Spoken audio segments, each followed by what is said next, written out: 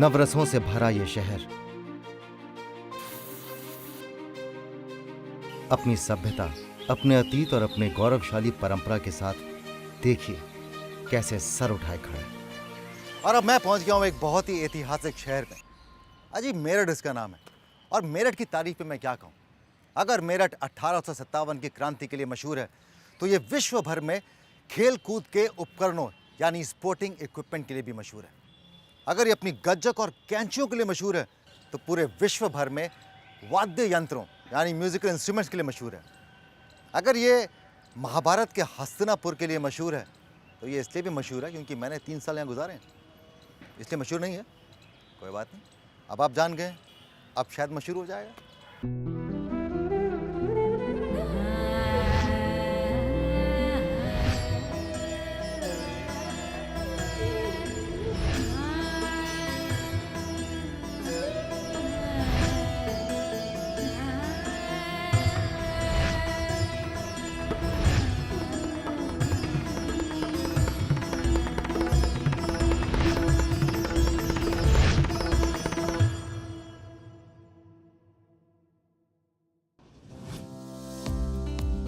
इस कड़ी में 1857 की क्रांति और शहीद मंगल पांडे के स्मारक में होगी मेरठ की शुरुआत। जानूंगा कैसे बनते हैं संगीत वाद्य यंत्र यानी म्यूजिकल इंस्ट्रूमेंट्स, मेरठ की अनोखी संगीत कार्यशाला। जाऊंगा हस्तिनापुर जो थी महाभारत के कौरवों और पांडवों की राजधानी। इतिहास यहाँ पर रज रज के भरा। देखूंगा कैसे किया जा रहा है गंगा की सहायक नदी ईस्ट काली को पुनर्जीवित।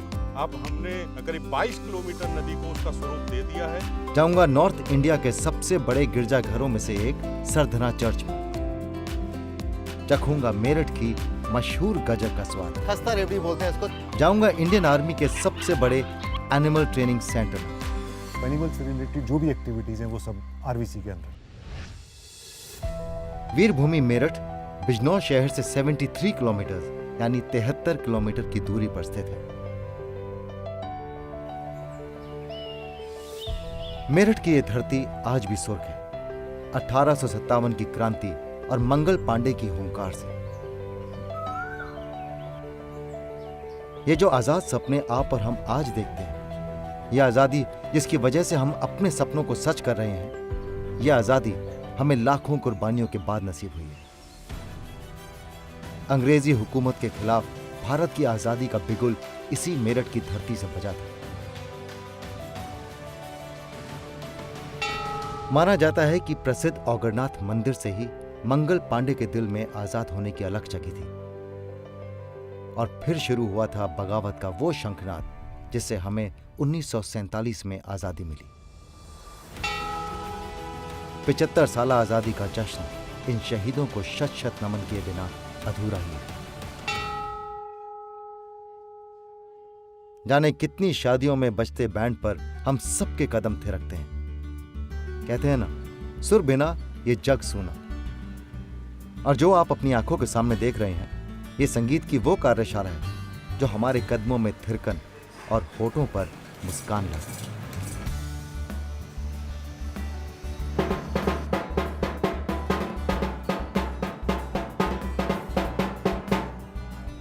अगर आप स्कूल गए तो ये धुन आपने पक्का सुनी होगी। सुबह सुबह पीटी करते वक्त ड्रम के साथ में ये बजती है। मुझे बचपन से ही म्यूजिकल इंस्ट्रूमेंट्स का बहुत शौक है, आज भी है। आज भी मेरे घर में पियानो है, गिटार है, ज़ाइलोफोन है, हारमोनिका है और अब ये ट्रम्पेट भी होगा। ये ट्रम्पेट इसलिए क्योंकि यहाँ के बने ट्रम्पेट्स का इस्तेमाल इंडिया में तो होता ही है, लेकिन उसके अलावा ब्रिटेन की रॉयल नेवी, सऊदी अरेबिया के रॉयल गार्ड्स और यहाँ तक के यूएस मरीन कोर के लोग भी करते हैं। तो जनाब, ट्रम्पेट अब मेरी कलेक्शन में होगा। हाय फाइज, सबसे पहले तो मुझे बताओ ट्रम्पेट मिलेगा ना मेरे को एक अच्छा वाला? हाँ बिल्कुल मिलेगा। मैं ये पूछना चाह रहा हूँ कि एक्चुअल में यूएस मरीन और ये बाहर के जितनी भी आर्मी की जो यूनिट्स हैं ये यूज़ करती हैं? ये यूज़ करती हैं। यूएस मरीन कॉर्प्स को भी हमने सप्लाई करा है और जॉर्ज बुश उनके पर्सनल बैंड के लिए फैनफेयर ट्रम्पेट्स यहाँ से सप्लाई किए गए थे। We have supplied these instruments to the Buckingham Palace as well और किंग ऑफ सऊदी अरेबिया के लिए भी यहाँ से ट्रम्पेट्स गए हैं। तो क्या कारण है कि ये ट्रम्पेट सिर्फ आप ही बनाते हैं? ये एक बड़ी स्पेशलाइज्ड ट्रेड है और क्योंकि ये मेरठ में ही कंसंट्रेटेड रहा है, जो मैन्युफैक्चरिंग यूनिट है वो सिर्फ एक ही है इसका। कश्मीर से कन्याकुमारी तक और पंजाब से बंगाल तक अगर आप कहीं भी किसी भी बैंड को रोक कर उस पर देखेंगे तो उस पर मोहर आपको कंपनी की लगी मिलेगी। क्या बात है, ऐसी बात है। अच्छा, ट्रम्पेट्स में अलग अलग तरीके के ट्रम्पेट्स होते हैं, क्योंकि मैंने देखा है जो या जब देखते हैं तो मालूम पड़ता है कि एक छोटा वाला होता है, एक बड़ा वाला भी होता है। एग्जैक्टली। तो how do they differ? Basically तो दो तरह के हैं जो एक्सपोर्ट होते हैं, जो आप बता रहे थे, जैसे कि ये बाहर के जो हमारी आर्मीज में सप्लाई होते हैं वो लो पिच होते हैं। लो पिच होते जी। और इंडिया के अंदर जितने भी इंस्ट्रूमेंट्स ये होते हैं, टूल्स के अंदर बच्चों के लिए भी और बैंड्स के अंदर शादी के जितने भी इंस्ट्रूमेंट जाते हैं वो सारे हाई पिच होते हैं। हैं। हम लोग हाई पिच वाले हैं ना, वो चिंटू लेके आ, चप्पल लेके आ, हम लोग हैं ही हाई पिच वाले। हम हाई पिच वाले हैं तो हमारे यहाँ वो हाई पिच इस्तेमाल होते हैं। अच्छा, ये ट्रम्पेट एक इजी बजाने वाला इंस्ट्रूमेंट भी नहीं है ना? नहीं, तो you have to practice a lot for it. अब लगता है कि उम्मीद है कि मैं सीख सकूंगा। आदमी जब सीखना चाहे तो क्या नहीं सीख सकता, और ये तो फिर ट्रम्पेट ही प्ले करने की बात है। जय, तो मैं एक बिगिनर हूँ, तो will you please help me, मुझे मदद कीजिए मेरी, कि मैं चुन सकूँ कि मुझे कौन सा ट्रम्पेट लेके जाना चाहिए। ऑलराइट, तो इनमें से सबसे मुश्किल सीखने वाला कौन सा है आपके हिसाब से? वो स्लाइड ट्रोम्बोन वो देख के भी लगता है वो सबसे इजी ट्रम्पेट है। सबसे इजी ट्रम्पेट है। ये एक्चुअल में ट्रेडिशनल चीज़ें Traditional चीज़ें, है ना, जो मतलब जिनका एक आवाज़ भी अलग है, जिनका बजाने का अंदाज भी बहुत अलग है।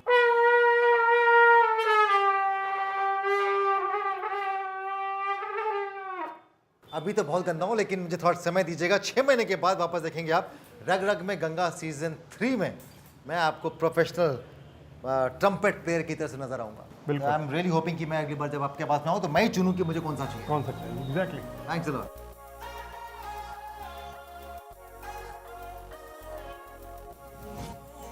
आगे है, जाऊंगा हस्तिनापुर, जहां आज भी कौरवों और पांडवों के समय के खंडरों के अवशेष पाए जाते हैं। अगर महाभारत की माने तो द्रौपदी इस कुएं का पानी का सेवन किया करती। देखूंगा ईस्ट काली जैसी सहायक नदियों को बचाने के प्रयासों को। जब दोबारा आएंगे तो इसमें नदी में नहा सकते हैं। जानूंगा मेरठ की सबसे खूबसूरत सरधना चर्च का रोचक इतिहास। चखूंगा मेरठ की मशहूर गजक और रेवड़ी का स्वाद।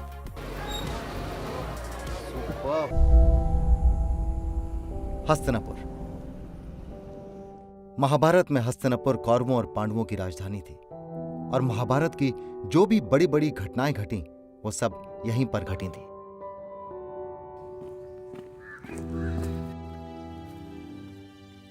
अगर महाभारत की माने तो द्रौपदी इस कुएं का पानी का सेवन किया करती थी, और यहाँ के लोग मुझे बता रहे थे कि अभी कुछ दशकों पहले तक लोग इस पानी का इस्तेमाल चर्म रोग के इलाज के लिए भी किया करते थे। कहा ना मैंने, हस्तिनापुर मतलब इतिहास।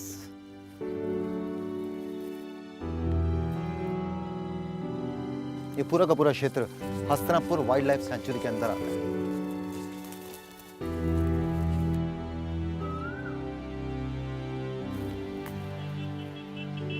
गंगा के पास स्थित यह हस्तिनापुर नगरी एक बहुत ही प्राचीन नगरी है। इतिहास यहां पर रज रज के भरा। महाभारत में पांडवों और कौरवों की इसे राजधानी बताया गया।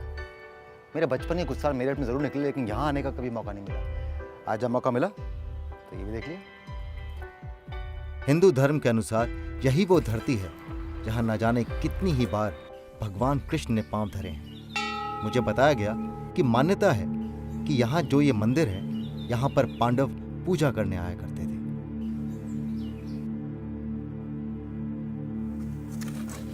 पानी के बिना जीवन की कल्पना ही नहीं की जा सकती।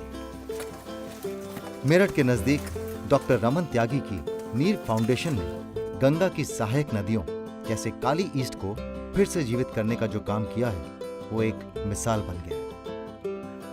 अब आप सोच रहे होंगे कि मेरठ में ये मैं आपको कहाँ ले आया। अजी यही तो मेरी खासियत है और यही तो मेरा काम है, बीच बीच में आपको वहां ले जाना जहां कभी कभी आपको होना चाहिए। आपने सोने के अंडे देने वाली मुर्गी की कहानी सुनी है? सुनी है ना? तो क्या प्रकृति की भी वही कहानी नहीं है? दोनों हाथों से हमें देती है, खुले हाथों से देती है, लेकिन जैसे ही हम अपनी लूटपाट उस पर मचा देते हैं, वो देना बंद कर देती है। न जाने कितने पानी के ऐसे प्राकृतिक स्रोत हैं, तालाब, नदियाँ, जो आज सूख गए हैं हमारे लालच की वजह से, हमारी अदूरदृष्टि की वजह से। लेकिन हम में से कुछ लोग आज दोबारा प्रकृति को मनाने की कोशिश कर रहे हैं। नमस्कार। नमस्कार। क्या कार्य कर रहे हैं आप? हमारी नदियाँ दो तरह की हैं बेसिकली। एक तो पहाड़ी नदियाँ हैं जो ग्लेशियर से और जंगलों से बहती हैं, जैसे गंगा नदी है या ब्रह्मपुत्र नदी है। लेकिन जो छोटी नदियाँ हैं, जो इन बड़ी नदियों की सहायक नदियाँ हैं और जिनको बरसाती नदियाँ कहा जाता है, तो जो बरसाती नदी है वो हमेशा सरफेस वाटर और ग्राउंड वाटर दोनों से मिलके बहती है। और उन छोटी नदियों का बहुत बड़ा रोल होता है बड़ी नदी को बनाने में। करेक्ट। नदियाँ क्यों मरी, छोटी नदियाँ? इसलिए मरी क्योंकि हमने बहुत ज़्यादा भूजल का दोहन किया, वाटर टेबल नीचे चला गया। ऐसे ही है जो काली ईस्ट जिसको हम कहते हैं, जहाँ पर हम ये आप खड़े देख रहे हैं, जहाँ हम खड़े हैं, यहाँ आप अब जो देख रहे हैं, इस ज़मीन पे खेती होती थी। लेकिन जब हमने लोगों से बात की, नदी का उनको महत्व बताया कि नदी क्यों ज़रूरी है, तो लोगों ने स्वेच्छा से अपनी ज़मीन छोड़ दी और हमने फिर यहाँ नदी का स्वरूप उसको देना प्रारंभ किया है। अब हमने करीब 22 किलोमीटर नदी को उसका स्वरूप दे दिया है। हमारा लक्ष्य है कि इसको पूरी नदी को हम क्लीन करके इसको एक ऐसा देश में उदाहरण प्रस्तुत करें कि हाँ, छोटी नदियाँ, बरसाती नदियाँ भी पुनर्जीवित हो सकती हैं। तो आपने 22 किलोमीटर का जो स्ट्रेच है उसको खोदा और उसका रास्ता वापस बनाया नदी का? बिल्कुल, बिल्कुल सही कहा आपने। ये बेसिकली गंगा की प्रमुख सहायक नदी है। मुजफ्फरनगर, मेरठ, हापुड़, बुलंदशहर, अलीगढ़, एटा, फर्रुखाबाद, कासगंज और कन्नौज में जाके गंगा में मिलती है। अगले 1 साल में जब दोबारा आएंगे तो इसमें नदी में नहा सकते हैं। हम ऐसा इस नदी को बनाना चाहते हैं। देखिए कितने कमाल की बात होगी अगर ये नदी वापस जीवित हो जाए। अच्छा, आपने कहा कि लोग स्वेच्छा से अपनी ज़मीन देने के लिए तैयार हुए थे, तो क्या मुश्किल था लोगों को कन्विंस करना? एक व्यक्ति हैं यहाँ, ये जो ज़मीन आप देख रहे हैं जी ये उन्हीं की ज़मीन थी पूरी। जी। तो पहले सबसे पहले उन्हीं को कन्विंस किया मैंने। नमस्कार जी। नमस्ते। ये इतना बड़ा उदाहरण है आप सबके लिए। मुश्किल तो हुई होगी, घर वालों ने बोला तो होगा कि तुम क्या कर रहे हो यार, ज़मीन छोड़ रहे हो अपनी? बहुत मारा सर। है ना, मारा ना? पर बस आपने उनको मैं- मनाया कैसे? हिम्मत के साथ लगा रहा। एक्चुअल क्या था, 1992 में मुझसे ही गलती हुई थी ये अच्छा। बंद करके। ये चलता था पानी यहाँ पे, और उसके बंद करने के बाद बस सब कुछ तहस नहस हो गया। जी। तब 2018 में रमन जी मिले, इनसे बात हुई, मैंने कहा आप करो, मैं छोड़ूंगा ज़मीन सबसे पहले। क्या बात है, बहुत बहुत खूब। आई मीन ऐसे लोग अगर मिल जाएं तो फिर तो मतलब कुछ भी हासिल करना मुश्किल नहीं है। अपना नाम बताइए, मैं चाहता हूँ कि लोग देखें। सर मेरा नाम मुकेश कुमार है, मैं अंतवाड़ा गांव से हूँ। जब किसी काम की भावना उत्तम हो और लगन बेमिसाल हो तो परिणाम भी उत्तम ही आता है। इसी मेहनत, त्याग और प्रयास को मेरा नमन।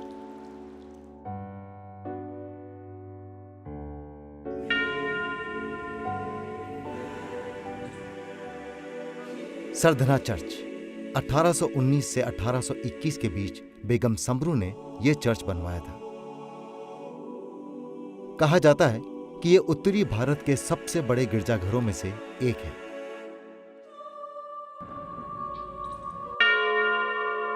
मुझसे अक्सर लोग कहते हैं कि मुझ पर किसी न किसी की कृपा होगी, क्योंकि मैं जहां भी जाता हूं वहां विभिन्न धर्मों के आस्था घर में जाने का मुझे मौका मिलता है। मैं ठहरा कर्मवीर, मैं हमेशा ही कहता हूं कि अगर मुझ पर किसी की कृपा होगी तो वो आपकी होगी। खैर, आज मैं मेरठ के ऐतिहासिक सरधना चर्च में हूं। इसके इतिहास और इसकी मान्यता के बारे में बताने के लिए मुझसे मिलने के लिए आए हैं doctor Pathak. Hi sir. Hi Rajiv. अब क्या खासियत है इसकी, कितने पुराना चर्च है और इसकी क्या मान्यता है? ये देखिए सबसे बड़ा चर्च है जी। और बेगम समरू एक रिमार्केबल कैरेक्टर है भारतीय इतिहास की। अगर उस दौरान देखा जाए, मुगल काल से लेके अंग्रेज़ों के शासन तक की, उसमें कोई और नारी ऐसी नहीं है जो 1857 से पहले जो उतनी शक्तिशाली उभर के निकले जैसी बेगम समरू। उन्होंने शादी करी थी एक लग्जमबर्ग के मर्सिनरी से। अच्छा। और उससे उनका टाइटल सोम्ब्रे से समरू, तो बेगम समरू बन गई। जी। कोठे पर से शादी की थी, तो उनका जीवन शुरू होता है एक नाचने वाली से। हाँ। और वहाँ से उठ के वो रानी बनी। बेगम समरू ने जो अपना साम्राज्य बनाया उसके अंदर सरधना उनकी कैपिटल है। तो आइए चलते हैं अंदर। बिल्कुल आइए। मार्बल पर बनाई प्रतिमाएं हो या चर्च में आती रोशनी, सभी कुछ मन को मोहने वाला है। ये जो रिमार्केबल स्टैचू है, हाँ। ये इटली में one of the leading Italian artist ने क्राफ्ट की थी, और उसके बाद फ्रॉम इटली शिप की गई और उसके बाद यहाँ लाके सरधना में एस्टेब्लिश की गई। और इसमें बेगम समरू ऊपर बैठी हैं। Basically this is the burial of and memorial to Begum Samru. इसमें इंटरेस्टिंग आप देखिए height of the lady, she was only 4 feet 9 inches। What a remarkable lady! मतलब every negative aspect of life and she overpowered to become the most powerful lady. इतिहास में देखिए कद उनका कितना बड़ा है। इसका प्लास्टर वर्क देखिए, इसका उनको रिपेयर की जरूरत ही नहीं पड़ी। डोर्स, विंडोज ऑल और ओरिजिनल। क्या कहूँ, शब्द नहीं होते जब आप ऐसा सोचते हैं, ऐसा सुनते हैं तो कि यार वो टेक्नोलॉजी कहाँ गई, कहो टेक्नोलॉजी, जबकि हम लोग प्रोग्रेस करते जा रहे हैं।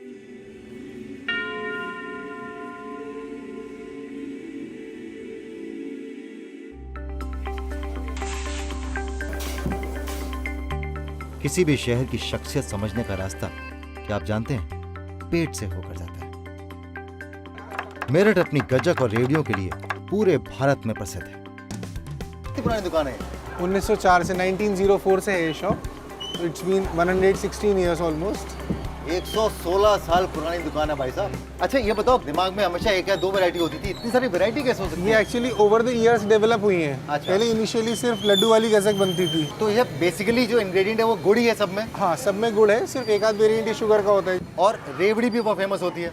और मैंने सुना आपकी रेवड़ी है कोई एक है जो जिसकी एक रेसिपी बहुत डिफरेंट है। खस्ता रेवड़ी उसको हम बोलते हैं जी। और जो मेरे परदादा जी थे, हाँ। He was the inventor of रेवड़ी, खस्ता रेवड़ी। इन्वेंटर ऑफ रेवड़ी, मतलब रेवड़ी बनाई उन्होंने उन्होंने थी? इन्वेंट की थी रेवड़ी। अरे इतना बड़ा तोहफा आपने हम इंसान लोगों को दिया है। तो बताइए कहाँ से शुरू करूँ, बातें तो बहुत हो गई अब। सबसे पहले मैं आपको टेस्ट कराऊंगा रेवड़ी, खस्ता रेवड़ी। इसको खस्ता रेवड़ी बोलते हैं इसको। स्पेशल मसाले मिलाए जाते हैं जो हमारी फैमिली रेसिपी है, जो हम किसी को नहीं देते हैं। एक्चुअली बहुत टेस्टी है, बिकॉज Thank you, sir. मैंने रेवड़ियाँ बहुत खाई हैं। कुछ बात है इसकी अलग से। दिस इज बेसिकली मिठाई विद हेल्थ बेनिफिट्स। मिठाई विद हेल्थ बेनिफिट्स, कभी सुना है आपने? इसके बाद ये आते हैं सारे गजक के वेरिएंट्स। ये सब अलग अलग हैं? जी जी, सब अरे बाप रे, 11 वेरिएंट्स। कमाल है, बहुत टेस्टी है। ये भी एक ऐसा आइटम है जो सिर्फ मेरठ में ही बनता है। दिस इज कॉल्ड तिल बुग्गा। ये कुटे हुए तिल से बनता है। वो बच्चा कूट रहा है ना, तिल को हाँ। कूट के और बर्फी मावा मिला के Correct. तब बनाया जाता है। मेयर हटाओ तो आपको इतनी वैरायटी मिल जाती है गजक और रेवड़ी की। Superb, thank you sir. Really nice, very very nice. मैं हमेशा कहता हूँ एक्टर होने का, होस्ट होने के ये फायदे हैं, आपको कमाल कमाल की चीज़ें खाने को मिल जाती हैं। सर थोड़े से नुकसान भी आप इतना इतना सा खा पाते हैं। ये बात भी करेक्ट बोले बिल्कुल। आगे है एक यादगार मुलाकात इंडियन आर्मी के साइलेंट सोल्जर्स के साथ।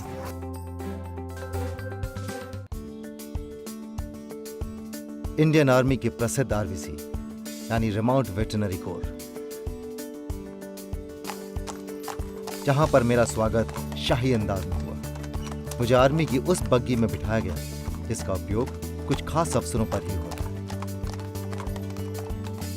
मेरठ में आरबीसी का सबसे बड़ा सेंटर है, इसे कहते हैं रॉयल वेलकम। इंडियन आर्मी की रिमाउंट एंड वेटरनरी कोर अपने घोड़ों और कुत्तों के लिए प्रसिद्ध। यहाँ मेरठ में आरबीसी का सेंटर है। अब जानते हैं, बचपन में जब मैं मेरठ में था तो यहाँ पर घुड़सवारी के लिए आया करता था। तब मैंने कल्पना भी नहीं की थी कि एक दिन मेरा स्वागत यहाँ पे इतने राजसी अंदाज में होगा।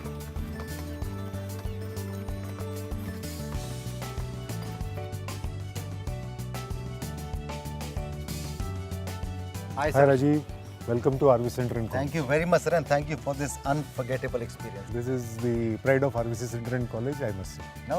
अच्छा सर, आरबीसी का रोल क्या है? इन बहुत से लोगों को इंडियन आर्मी के बारे में मालूम है, लेकिन आरबीसी के बारे में बहुत नॉलेज नहीं होगी।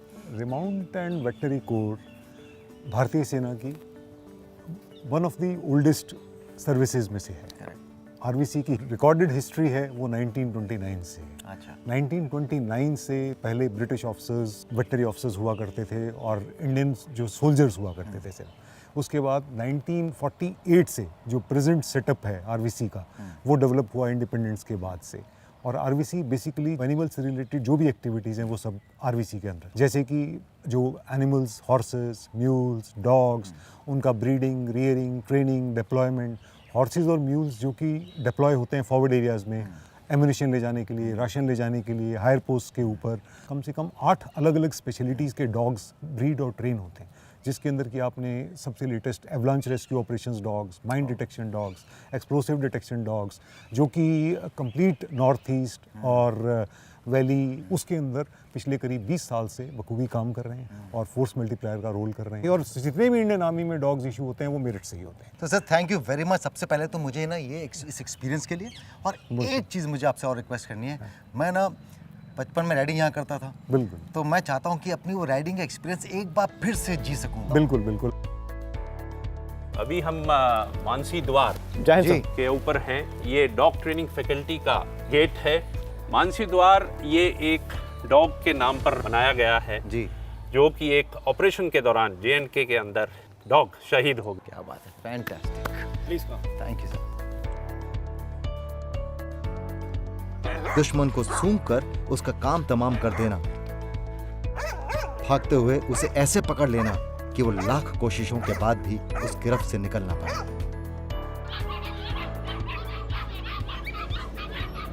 ये जो है मेलिनोइस पप्स, ये असॉल्ट डॉग्स के लिए जाने जाते हैं। Assault dogs. Lovely. After say about a year, they will be अच्छा,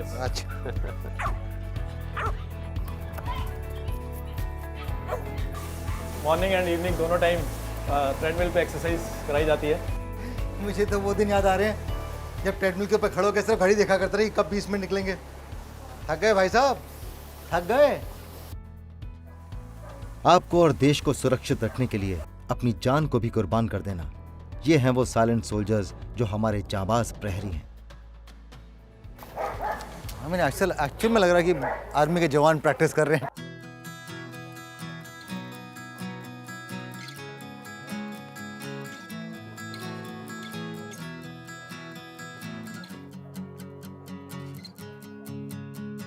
इससे प्यारा स्वागत कभी नहीं हुआ। Thank you, thank you.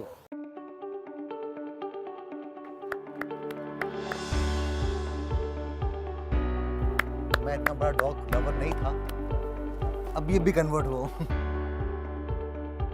अभी आपको मधोल हाउंड नाम की ब्रीड जो हमने यहाँ पर ट्रेन करी है, जो कर्नाटका की बेसिकली एक ब्रीड है। ज़्यादातर यूज़ सर्च एंड रेस्क्यू के दौरान काफ़ी होता है। प्रधानमंत्री के इंडिजिनस ब्रीड को बढ़ावा देने के नाम पर हमने इन ब्रीड्स को यहाँ पर लाया है। अभी आपने मुधोल हाउंड देखा, हमारे पास में राजापाल्याम, उसके अलावा चिपी पराई और कोम्बाई ब्रीड आत्मनिर्भर भारत जी, concept आत्मनिर्भर के अंदर वोकल फॉर लोकल, ये एक make in vocal for India. local, I yes. Think कमाल है, very nice, fantastic. Now we'll show you another indigenous breed, same Madhol Hound, different dog. Fantastic. ये हाइट तकरीबन 165 सेंटीमीटर है, जो कि घोड़ों के लिए भी मुश्किल होता है। यहाँ पर आर्मी एक्वेस्टेरियन नोड है, जहाँ राइडर्स को ओलंपिक, एशियन गेम्स और दूसरे अंतर्राष्ट्रीय इवेंट्स के लिए ट्रेन किया जाता है। यहाँ इतने सारे घोड़े हैं और मतलब मैं कंट्रोल नहीं कर पा रहा हूँ। अभी तो मुझे तो घोड़ों से नज़दीक नहीं गया मैं। टू बी वेरी ऑनेस्ट, मुझे घोड़े ऐसी जानवर है जिसकी स्मेल से मुझे कोई तकलीफ नहीं होती, उसकी पॉटी से मुझे कोई तकलीफ नहीं होती, उसकी थूक से तकलीफ नहीं होती है। And I mean because I have grown up of course, you know, riding horses and whatever. ये एक ऐसी संस्था है जहाँ पे पूरे इंडिया के जो आर्मी, नेवी, एयरफोर्स, पैरामिलिट्री और इवन फ्रेंडली फॉरेन कंट्रीज से ऑफिसर्स, जेसीओस और जवान आते हैं हमारे पास ट्रेन होने के लिए।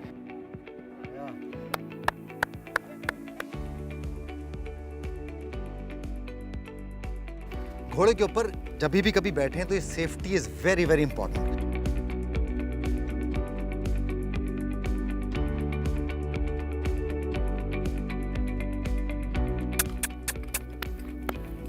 बचपन की यादें ताज़ा हो गई। कमाल का होता है ना बचपन, बचपन के दोस्त, बचपन की यादें, बचपन का वो स्कूल, बचपन की वो बातें कभी नहीं भूलती। और शायद इसीलिए बचपन को हम इतना याद करते हैं। शायद वो मासूमियत होगी जो कभी भी हमारे जहन से जाती ही नहीं। लेकिन एक बात बताऊं आपको, अगर आप बचपन के किसी शौक का हाथ नहीं छोड़ेंगे ना, तो बचपन भी आपको कभी नहीं छोड़ेगा। वक्त को चकमा देकर भी आपके साथ हमेशा जीवित रहेगा। यकीन मानिए, ये बचपन आपके आज में हर वक्त शरीक रहेगा। तो मैं चलता हूं, अगले एपिसोड में आपसे मिलूंगा, लेकिन जा रहा हूं इस उम्मीद के साथ कि आप अपने यादों के खजानों में से कुछ बचपन की अनमोल अशर्फियां चुरा लाएंगे और अपने पे खर्चेंगे। यकीन मानिए, माला माल हो जाएंगे, जैसे आज मैं हुआ। चला।